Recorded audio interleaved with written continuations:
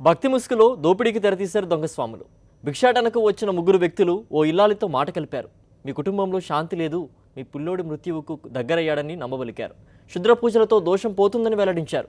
అందుకు కొంత ఖర్చు అవుతుందని డబ్బు వసూలు చేసుకుని ఉడాయించారు. తూర్పుగోదావరి జిల్లా రాజమండ్రి పట్టణం మోసగాళ్లకు అడ్డాగా మారిపోతోంది. కొన్నాళ్లుగా కొత్త తరహా మోసాలు వెలుగు చూస్తున్నాయి. తాజాగా ఇన్నీస్పేటకు చెందిన వెంకటేశ్వరరావు కుటుంబాన్ని దొంగ బాబాలు టార్గెట్ చేశారు.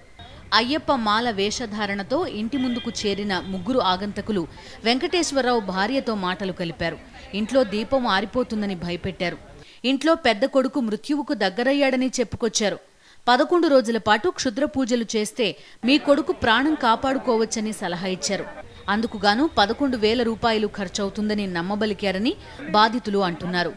12 దగ్గర వచ్చి ఇలాగ భిక్షాట నిమిత్తం స్వామిలకి ఇలా భోజనం పెట్టుకుంటున్నామండి, మీకు తోచింది ఇవ్వండి అంటే మేము ఇవ్వలేమండి అని చెప్పి 20 రూపాయలు ఇచ్చామండి.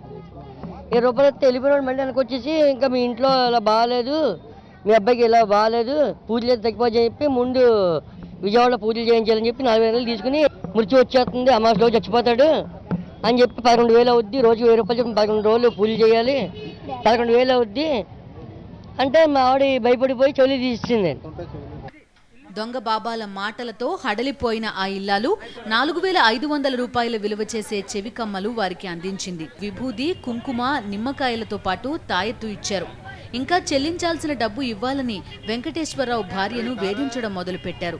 దీంతో వారి వాలకంపై అనుమానం వచ్చిన వెంకటేశ్వరరావు బ్యాలెన్స్ డబ్బులు ఇస్తానని చెప్పి ఇంటికి పిలిచాడు. ఆ ముఠాలోని ఓ వ్యక్తి రావడంతో పట్టుకుని పోలీసులకు అప్పగించాడు.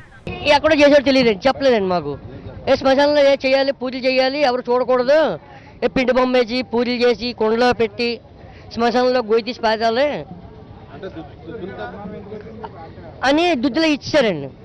మా ఆవిడ దుద్దులు ఇచ్చింది వెళ్ళిపోయాడండి. ఆ రోజు ఆడడం మిగతా డబ్బులు ఆడడం, పర్లేదు లేట్ అయినా పర్లేదు అనడం, బియ్యాన్ని బట్టి నాకు అనుమానం వచ్చిందండి.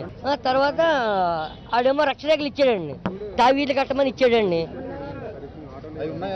అవి ఉన్నాయండి.